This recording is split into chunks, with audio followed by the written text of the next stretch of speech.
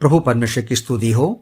थोड़ी देर के हमारे मनन के लिए आइए पढ़ेंगे यूहन्ना का सुसमाचार 3 अध्याय 30वां पद। John's gospel chapter 3 verse 30। अवश्य है कि वो बढ़े और मैं घटूं। यूहन्ना का सुसमाचार 3 अध्याय 27वां पद से लेके 36 पदों में यूहन्ना बपतिस्मा देने वाले की बातचीत को, आवाज को हम सुनते हैं। हम जानते हैं यीशु मसीह के जन्म के 6 महीने पहले यूहन्ना बपतिस्मा देने वाले का जन्म हुआ था। परमेश्वर ने उसको एक विशेष सेवकाई देकर भेजा कि मसीह यीशु के आगमन के लिए रास्ता तैयार करे, लोगों को तैयार करे। मन फिराव का प्रचार उसने किया। जो लोग पापों को कबूल कर मन फिराया, वे यूहन्ना के द्वारा बपतिस्मा लिया। और हम पढ़ते हैं प्रभु यीशु मसीह का भी इस यूहन्ना बपतिस्मा देने वाले ने बपतिस्मा दिया। यूहन्ना बपतिस्मा देने वाला अपने ही चेलों को, यहूदी लोगों को यीशु का परिचय कर दिया। देखो वो परमेश्वर का मेमना जो जगत का पापों को उठा ले जाते हैं।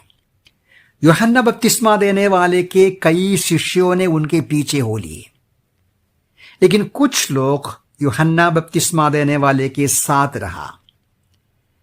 वो भी अपनी सेवकाई आगे का चलाया और यीशु मसीह भी अपनी सेवकाई शुरू किया। यूहन्ना का चेला बीच में पूछता है। हम पढ़ते हैं उसका 26वां पद का अंत में, सब लोग उसके पास आ रहे हैं। किसके पास? यीशु मसीह के पास। यूहन्ना बपतिस्मा देने वाले के चेला इस बात को देखकर उनके मन में लगता है निराशा आया कि सभी लोग यीशु मसीह के पीछे चलते हैं। ये बात को सुनकर 27वां पद से लेकर 36 पदों में यूहन्ना बपतिस्मा देने वाला बराबर उसको समझाते हैं। उनका जवाब को हम देखता है।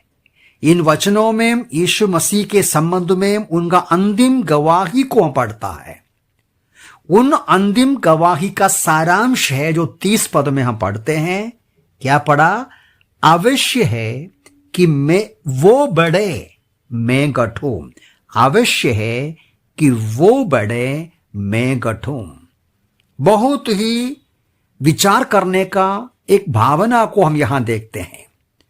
यूहन्ना बपतिस्मा देने वाले का वो जो विचार, यीशु मसीह बढ़ना चाहिए, मैं घटना चाहिए। He must increase but I must decrease. ये जो विचार, ये जो दृष्टिकोण हर विश्वासी को चाहिए। हमारा एकमात्र लक्ष्य यीशु मसीह की महिमा, उनके नाम की बढ़ोतरी और उनके नाम का जय जयकार होना चाहिए। और हम अपने आप को नम्र करना चाहिए और अपने आप को पीछे करने में खुश रहना चाहिए। यूहन्ना बपतिस्मा देने वाला यहां बताते हैं उसका कारण। किस कारण से यूहन्ना बपतिस्मा देने वाला चाहते हैं कि वो बढ़े और मैं घटूं? उन कारणों को देखेगा तो हमें भी समझ में आएगा कि प्रभु ही बढ़ना चाहिए, उनका ही नाम श्रेष्ठ बनना है, हम घटना है, हम नीचे या पीछे जाना है।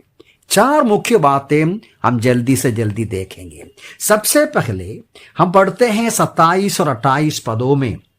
इस प्रकार वो कहता है कि यूहन्ना ने उत्तर देते हुए कहा, जब तक किसी मनुष्य को स्वर्ग से ना दिया जाए तब तक वो कुछ भी प्राप्त नहीं कर सकता। तुम स्वयं मेरी साक्षी देते हो कि मैंने कहा था मैं मसीहा नहीं हूं, परंतु उनके आगे भेजा गया हूं। यूहन्ना एक बात को बराबर समझा कि परमेश्वर पिता ने उनको भेजा है, एक विशेष कार्य सौंप कर भेजा है, और वो कार्य यीशु मसीह का परिचय करके देना है। जब इस बात का हमें पक्का निश्चयता है, परमेश्वर ने मुझे भेजा, मैं अब जहां हूं प्रभु की इच्छा में हूं, प्रभु ने मुझे रखा है, प्रभु ने मुझे ये स्थान दिया है, ये सेवा दिया है, ये काम दिया है। हमारे मन में फिर डर नहीं आएगा, शक नहीं आएगा, और हमारे मन में हिम्मत रहेगा। हम घमंड करने का, अपने आप को बढ़ाने का भी परिश्रम नहीं करेंगे। जब हम परमेश्वर की इच्छा पर रहेंगे, जब हम परमेश्वर की इच्छा पूरा करने का मन रहेंगे, तो हमें फिर अपने आप को बढ़ाने का जरूरत या विचार नहीं आते हैं। और दूसरी बात, 31वां पद में हम समझते हैं कि क्या बोलते हैं 31वां पद में, जो ऊपर से आता है वो सबसे बढ़कर है, जो पृथ्वी से है वो पृथ्वी का है। यीशु मसीह के बारे में यूहन्ना को बिल्कुल निश्चयता था कि वो स्वर्ग से आया है, स्वर्ग की सच्चाई वो सिखाता है। 32वां पद में ऐसा भी कहते हैं, जो कुछ उसने देखा और सुना है वो उसकी साक्षी देता है। मैं तो पृथ्वी से हूं, मैं तो पृथ्वी की बात बताता हूं, लेकिन यीशु मसीह स्वर्ग से आया, स्वर्गीय बातें सुनाते हैं, स्वर्ग की सच्चाई सुनाते हैं, और वो महान है, वो परमेश्वर है, स्वयं परमेश्वर है। वो बात को वो कबूल करते हैं और उनके अधीन हो जाने के लिए उनको बिल्कुल खुशी है, क्योंकि वो स्वर्ग से हैं, प्रभु हैं स्वयं। तीसरी बात हम देखते हैं 29 में, 29वां पद में वो क्या बोलते हैं, ऐसा कहते हैं, दुल्हा वही है जिसकी दुल्हन है। कहने का मतलब वो बोलते हैं अपने आप को, मैं दुल्हे का मित्र हूं, वो दुल्हा है, वो स्वामी है। मैं उनकी आवाज सुनकर आनंदित होता हूं।